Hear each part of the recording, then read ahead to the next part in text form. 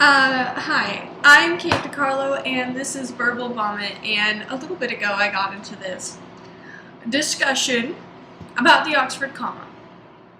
And it maybe isn't always necessary, but the point of it is to help clarify certain sentences. So, what it is basically is a comma that is used to separate the last couple items on a list. So I might write something like, the dog was brown, comma, big, comma, and had a wolfy face.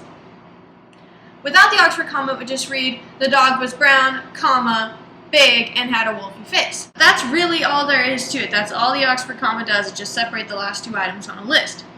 But there's a discussion, a debate, you might say, going on in the literary community about whether it's necessary or not.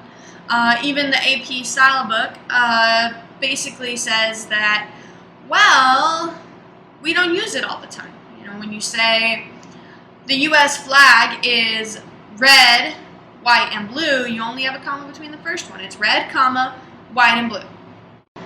Now, you may have seen an image on the internet that illustrates why the Oxford comma might be necessary.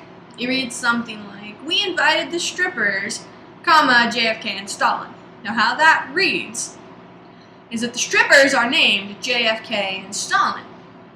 When you add the comma between JFK and Stalin, then it's, we invited the strippers as well as JFK and Stalin.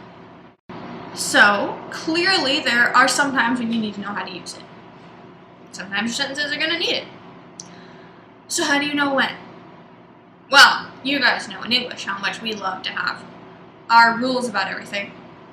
But there's always a million ways to break them, and that's totally fine. So, I have a rule for you guys, and it's better than all those rules because it works 100% of the time. Read your sentences.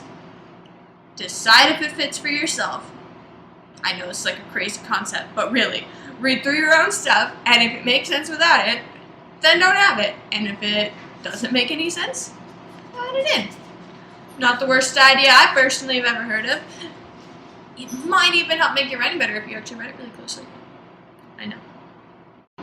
However, if you have a really hard time figuring out where to put your Oxford comma in your writing, maybe you have some other things you need help with, you can visit katiedicarlo.com, and I will edit your stuff with that level of detail. Yep, I do it all the way down to the commas. Takes me a long time. Totally worth it. Makes you better. Until then, this video is over. I dedicate it to my special snowflake, and next time I'm going to talk to you guys about another writer's block strategy. So bye.